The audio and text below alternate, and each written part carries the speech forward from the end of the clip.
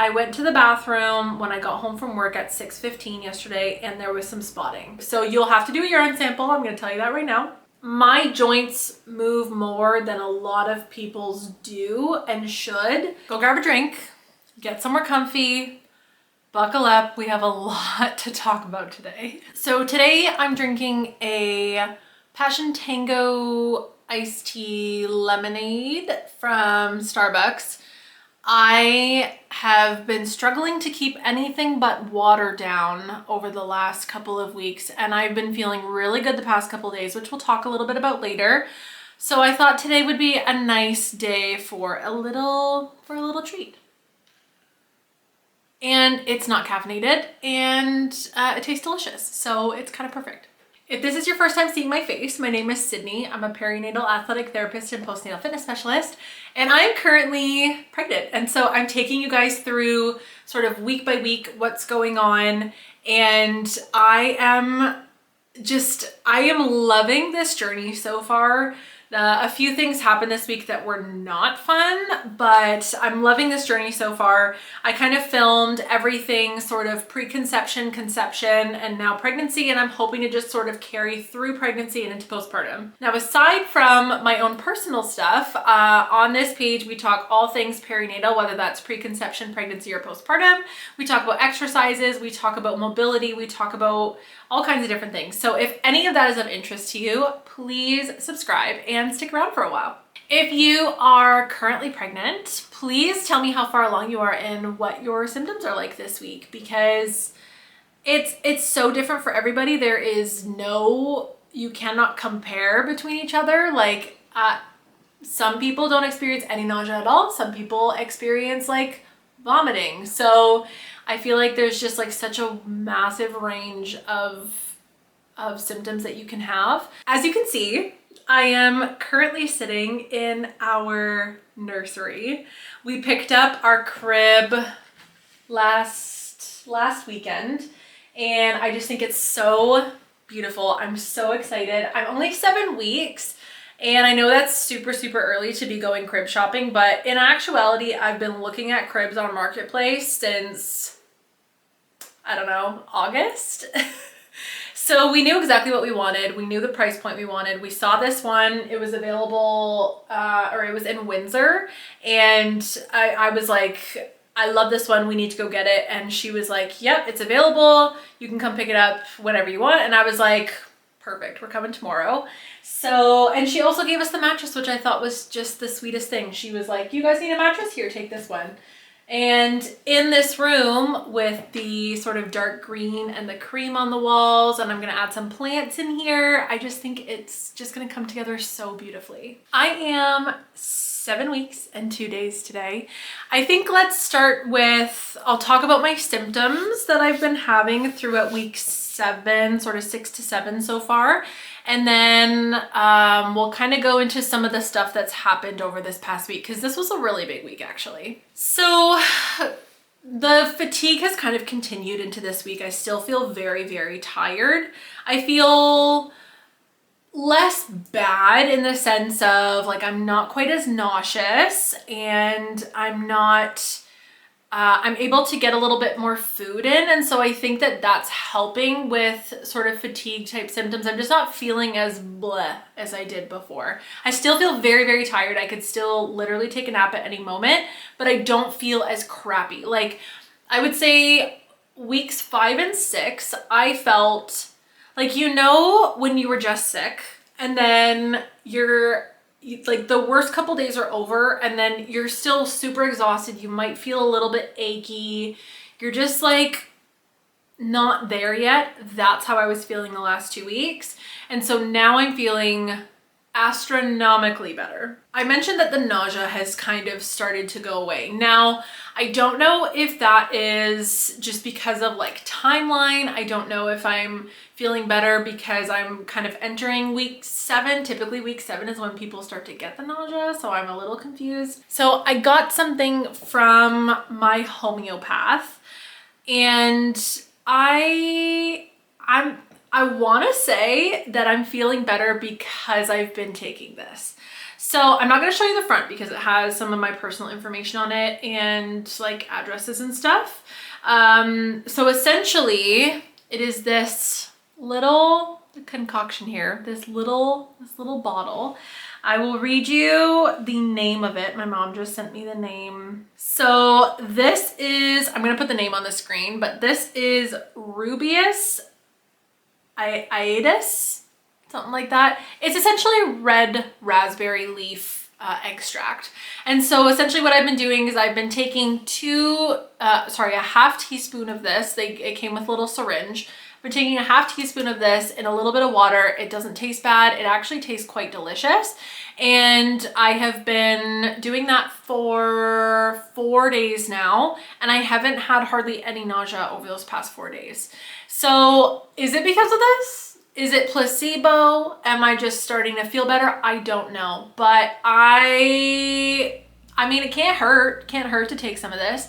My homeopath also said I can take this throughout the entirety of my pregnancy. It's going to make my uterus nice and strong.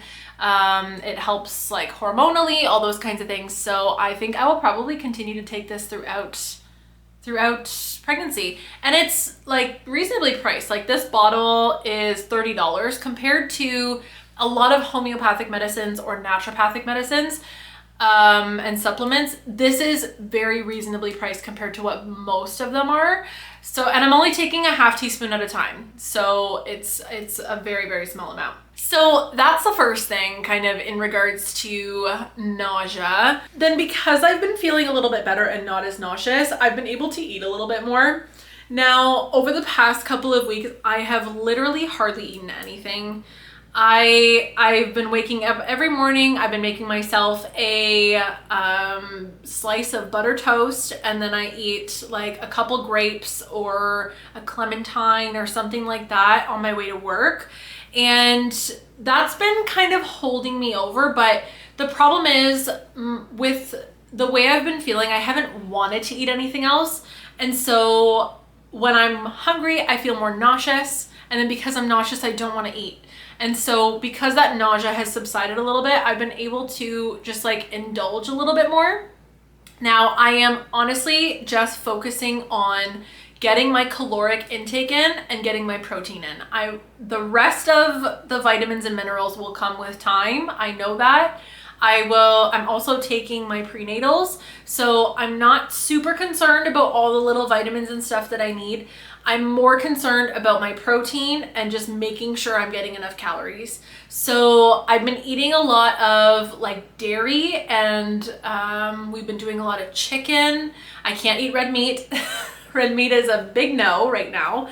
And yeah, I'm just really trying to get those core things in right now because like I said, I am taking my prenatal, so I'm not worried about those other little things. For honestly the last couple weeks, like I just would bring a sleeve of saltines or digestive cookies and just like sit at my desk and snack on them in between patients because I felt so hungry, but I didn't want to eat anything. And I was having a hard time drinking coffee. So then because I am a coffee drinker, I was getting headaches. It was just like kind of a snowball situation. So now I'm feeling a little better in that regard. Okay, other symptoms I've experienced. My boobs are still sore. Actually, I think they're a little bit more sore this week than they were last week. And guys, they are just filling out. Like they feel huge. They're hard. They have never been hard before. Yeah, there's a lot going on up here and it's quite uncomfortable. I'm spilling out of my bras. My bras are not fitting me properly. I'm kind of hoping that it slows down a little bit. It doesn't keep going because I was already a 36E before this process started, and now I'm just growing bigger, and I didn't even like being a 36E. So I'm not thrilled about how large we are becoming up here. I have the teeniest bit of cramping in the evenings. It's kind of around the same time every day. It's kind of like I've been on my feet all day because I am an athletic therapist. So I'm literally treating people all day long. I'm lifting limbs. I'm showing people exercises. Like I'm on my feet and I'm exercising for the entirety of my day. So I think it's kind of just my body telling me it's time to just relax a little bit. So that's kind of what I've been taking that as. They haven't been painful by any means. It's literally just been kind of like a light naggy cramp, super low in the belly, still more on my left side than my right. But I think other than that, I don't think I've really had any symptoms. I think I've been pretty good from there. I mean, those are some big symptoms. They definitely affect the way I'm feeling in general, but yeah, I think that's pretty much it. I did have one symptom yesterday that really spooked me. So I went to the bathroom when I got home from work at 6:15 yesterday, and there was some spotting.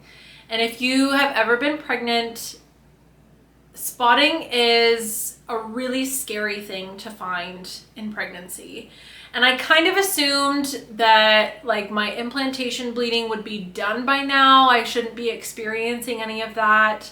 But it freaked me out. It literally, like, it terrified me. Of course, your mind goes to the worst place. I was like, all right, so lost my baby. Like, that was my initial thought. Being a first time pregnant mom, that was my first thought. I was like, okay, well, this pregnancy is done. And so my husband was actually away for the day for work. So he wasn't going to be home for a few hours. And I needed to talk to somebody about it. I couldn't just like sit at home by myself and twiddle my thumbs. Like, I needed to talk to someone about this situation. So I texted my friend Marla, who is a nurse. I actually hadn't even told her yet that I was pregnant. So I was like, surprise, I'm pregnant. Also, what do I do about this? And she called me and she kind of just like walked me through. She's also pregnant right now. So she was like, I experienced that in my early pregnancy, in the early stages of pregnancy as well. Yeah, she was essentially like, monitor it for 12 hours. If the pain gets a lot, like if you notice you have pain or your cramping gets a lot worse, if the bleeding gets a lot worse, all those kinds of things, then definitely go into either urgent care or the ER or something like that. She said, but otherwise there isn't a whole lot that you can do at this point at 7 weeks. So sit with it for 12 hours, just kind of monitor what your bleeding is like and what your symptoms are like. If you are concerned, go into urgent care. Because essentially they would just do some blood work to see, are my levels where they should be? They likely wouldn't even do an ultrasound at this point. I haven't gotten my first ultrasound yet. So, and you probably wouldn't even be able to see all that much on that ultrasound anyway. So likely they might do one, but she was essentially like, there isn't a whole lot you can do. So just kind of sit with it as long as you're okay with that. And I was like, okay, I think I'll just kind of wait the 12 hours. And then if I need to, I could go in today.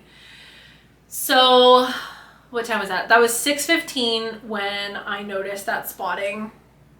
Freaked me out. I just was like on the verge of tears. I was like, okay, here we go. And my husband came home. I kind of told him what was going on. And then I went to the bathroom again. I want to say 9. I don't think I went to the bathroom again until 9 o'clock. And at that point, the spotting had gone from a very light pink just when I wipe to like almost like a brown color, which is positive because that means that it's not fresh blood anymore. It's whatever my body is just clearing out that was already there. So it was brown. There was a little more of it when I wiped, which kind of freaked me out a little bit, but it was brown. So I was taking that as a positive thing.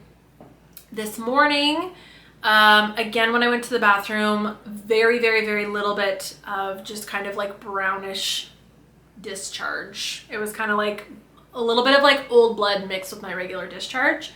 And so I'm taking that as a positive sign. I haven't had any cramping.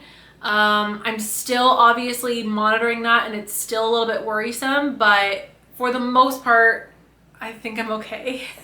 So I'm crossing my fingers that this is it and we won't experience any more of this. I literally prayed so many times yesterday, and while I took a shower last night and I was just like, oh, like protect this baby please. Like I just So yesterday morning, before all of the other things happened, I had my first doctor's appointment. So I went in to see my family doctor. I actually only saw him a few weeks ago because I met him for the first time a few weeks ago, and I just let him know that we were trying. And at that point I would have already been pregnant. I just didn't know it yet. So I think I would have been like maybe 3 weeks. It would have been like around the time of ovulation. And so I walked in. Went into my family doc. I don't see the midwives until January, so I still have quite a few weeks to go because I see them at, I think, 13 weeks. So I had to do a urine sample, which is something that you have to do at every prenatal appointment if you're going to your doctor, just so y'all know. So I did that, and then they took my blood pressure, he checked my breathing, and then we just kind of walked through sort of what is going to be happening over the next little while. Now I'm sharing this information with you because I had no idea what to expect at my first appointment. And so I just feel like it is a little bit more helpful for those of you who might not know to kind of know what it is that you're walking into. So you'll have to do a urine sample. I'm going to tell you that right now. I was not prepared for that. I had a coffee, thank goodness, and I just kind of chugged the coffee throughout our appointment. I did the urine sample afterwards. So essentially he walked me through a couple different things. So the first thing is I will need to get my first ultrasound within the next couple of weeks. And the problem is, where I live right now, Clear Medical Imaging, which is our imaging center, I guess, are on strike.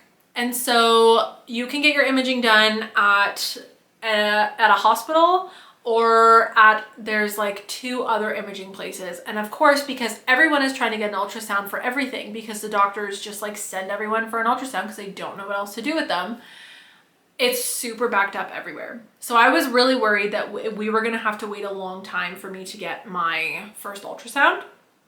And so essentially he said, I'm gonna send this requisition off to the hospital in that town. And he said, typically they're pretty good at prioritizing, especially because during pregnancy, you're on a timeline. And so these ultrasounds need to be done at a certain time to determine whether or not the pregnancy is viable, if there's any issues showing up whatsoever, that it needs to be done in a timely manner. And so he said he hasn't had any problems with that. He said everyone's pretty much been on time, and so he said hopefully it'll be the same for me as well.